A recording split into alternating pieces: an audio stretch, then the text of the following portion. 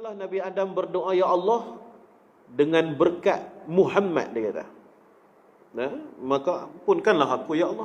Allah Ta'ala terus wahyukan kepada Nabi Adam, respon terhadap doa tersebut, dan tanya pada Nabi Adam, mana hang kenal Muhammad? Muhammad ni mana ada lagi, macam mana hang boleh kenal?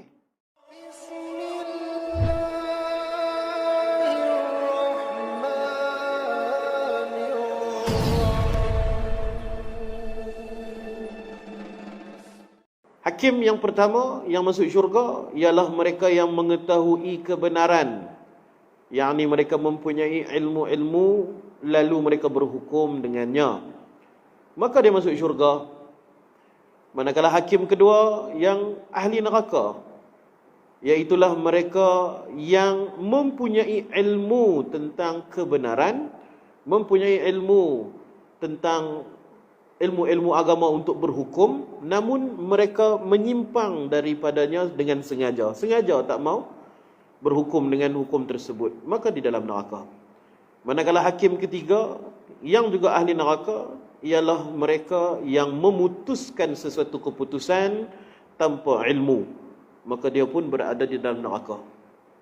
Jadi hakim di sini bukan sekadar di mahkamah, tetapi juga hakim yang mana diamanahkan untuk menyelesaikan apa-apa masalah. Termasuklah hakim di sini ialah ustaz-ustaz, yang mana orang ramai akan bertanya hukum hakam padanya. Kalau dia menjawab dengan ilmu, maka syurga bagi dia. Kalau dia menjawab tanpa ilmu, maka neraka bagi dia.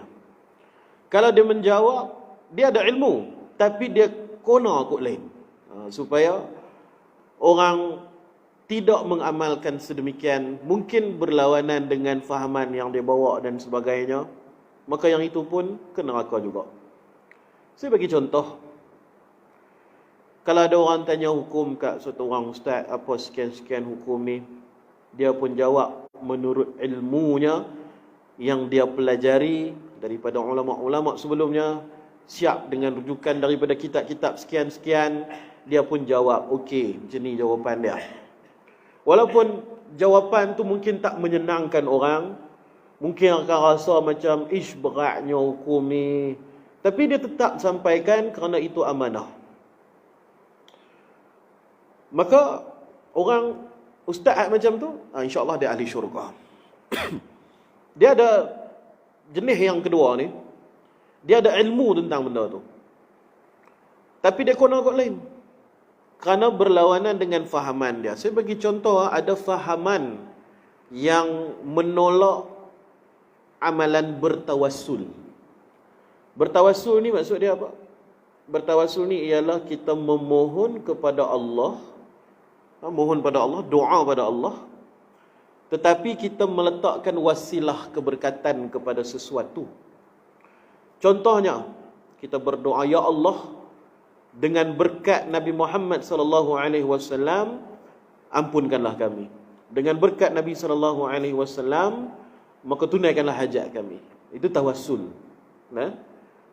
Dia doa minta pada Allah, tapi dilapik dengan, kita kata ada wasilah, ada kabel kita pakai. Ada fahaman yang mengharamkan perbuatan tersebut. Dia pun kata tu syirik. Tak ada tawassul ni, terus minta direct dengan Allah ya. Sedangkan dalil tawassul ni ada banyak.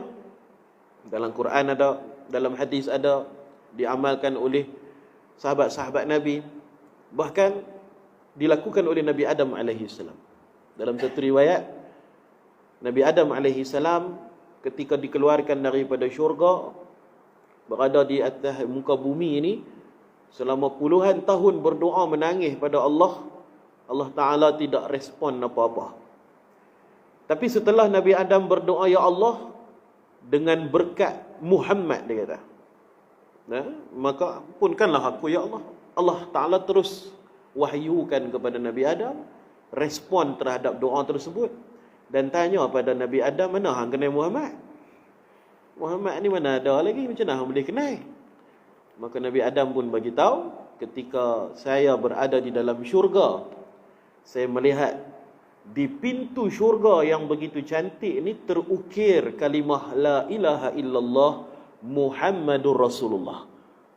Maka saya rasakan Muhammad ini tentu seseorang yang sangat istimewa kerana namanya dipadankan dengan namamu dan dijadikan ukiran di pintu syurga.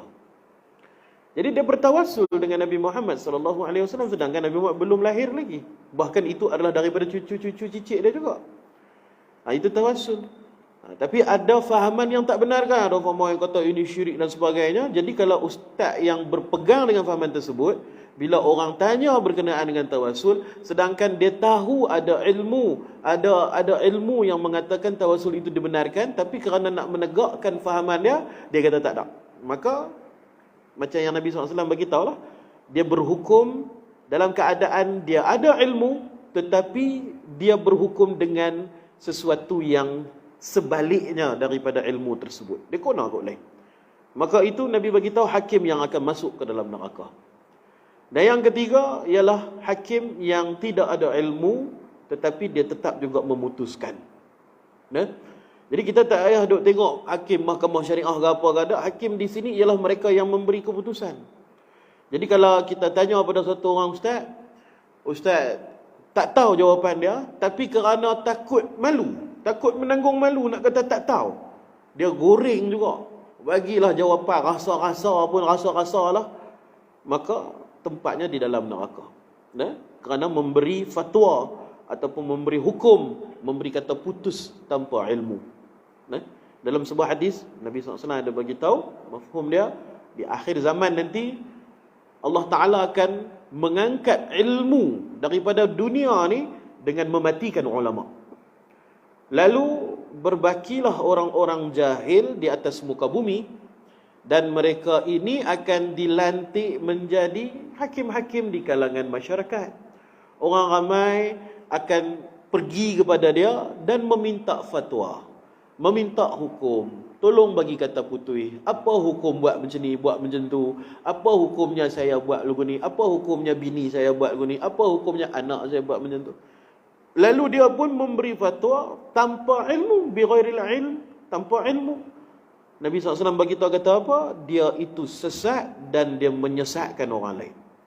Dia itu sendiri sesat dan dia menyesatkan orang lain. Maka pesan para ulama, apabila kita tak tahu tentang sesuatu dan orang bertanya kita tentang sesuatu, kita tak tahu, kita jawab kita tak tahu. Jawab saja saya tak tahu.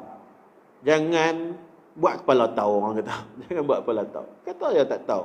Tidak ada keaiban dalam mengatakan saya tidak tahu. Tetapi kalau memandai-mandai, itu adalah satu aib yang sangat besar.